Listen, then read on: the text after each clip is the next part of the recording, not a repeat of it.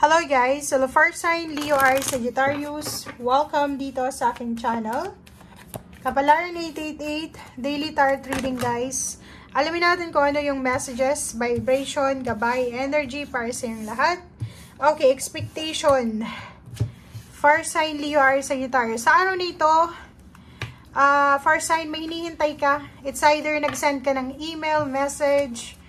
Ano ba itong hinihintay mo? 'Di ba? Parang ang nakikita ko sa'yo dito, may hinihintay ka. It's either financial help, kontrata, offer ng work, or kung ano man to. Pero kung makikita mo dito sa window, wala naman siyang parang handle na pwede mong buksan. So, ibig sabihin, nasa loob ka ng comfort zone mo, fire sign, Leo, Aries, Sagittarius. Nag-expect ka ng new beginnings, nag-expect ka ng pagbabago sa buhay mo, pero ayaw mong lumabas sa comfort zone mo. Takot ka. 'Di ba? So, nandun ka lang sa komportableng to eh. Tingnan mo, nakaupo siya, maayos yung pagkakaupo niya, masaya yung mukha niya, and parang unrealistic goals and dreams, 'di ba? Marami tayong mga goals na ini-expect, pero ayaw naman nating trabahuhin. Parang ganito siya.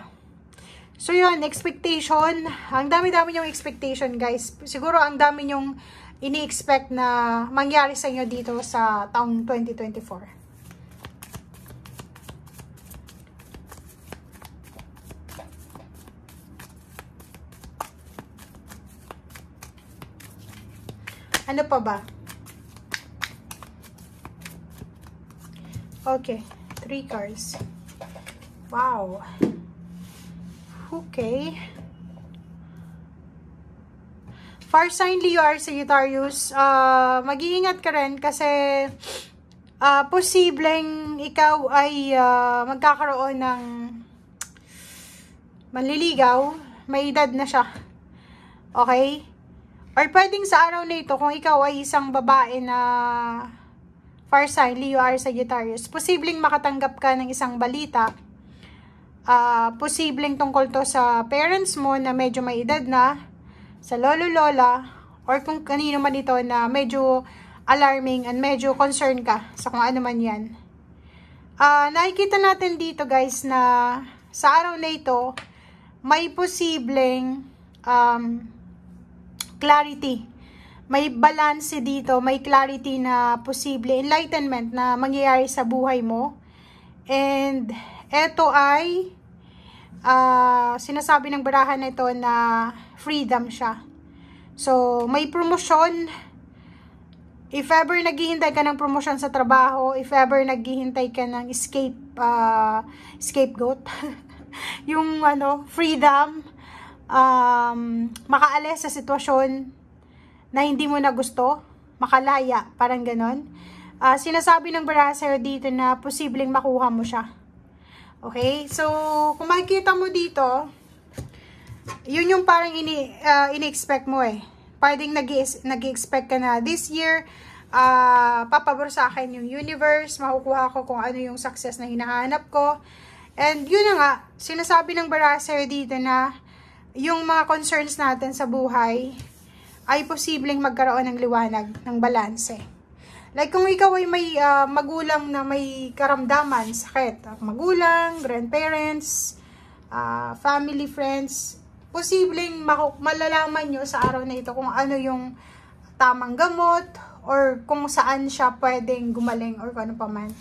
Okay, mga government papers, documents, contracts, may nakikita na kayo ngayon sa araw na ito na clarity. 'Di ba? Parating na siya eh. Nakikita mo na yung konting liwanag. Kita mo yung illumination, yung clarity. Okay, thank you.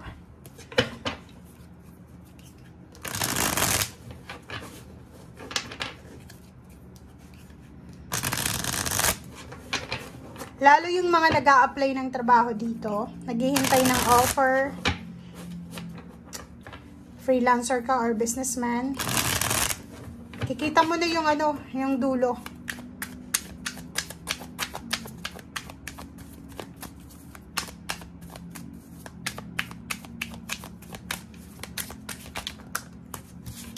Okay.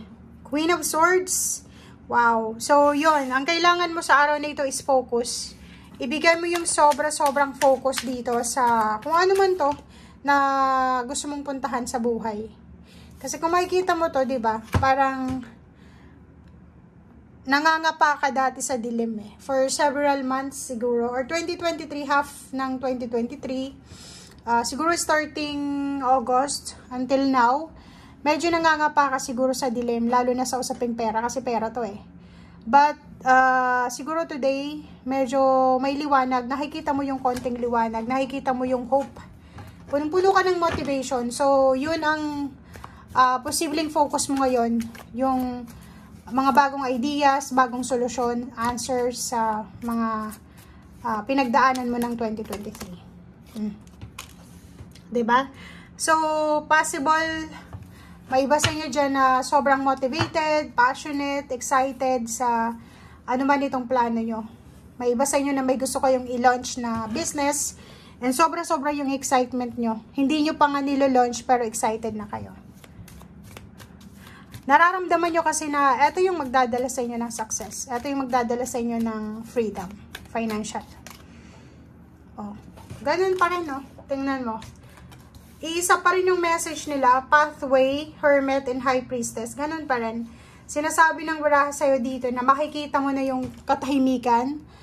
Darating na sa'yo yung katahimikan mo. Malapit nang magbago yung takbo ng flow ng energy, lalo na sa pera. Kasi pwedeng mailap yung pera sa 2023 para sa'yo. But this 2024, medyo makikita mo na yung liwanag. Medyo magliliwanag yung paligid na madilim. 'Di ba? Makikita mo may flashlight ka na dito. So, ibig sabihin meron ka ng sandata para sa liwanag.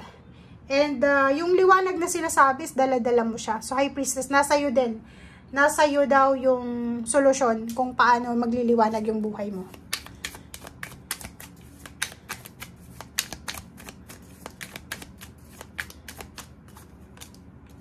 Diba, oh? Kasasabi ko lang eh. Yung mga hopes and dreams natin, guys, kailangan realistic lang siya para hindi ka disappointed. Yung mga hopes and dreams mo, sinasabi ng barahan na lahat ng totoo, lahat ng makatotohanan na pangarap natin ay posibleng matupad. Pero yung mga imposible, like mga imposibleng pangarap natin, wag natin masyadong higpitan yun. Kasi imposible nga eh. 'Di ba? Doon lang tayo sa possible. Doon lang tayo sa pangarap na mga attainable dreams. Okay? So, yan ang nakikita natin dito, guys. Maraming salamat and see you again. Bye!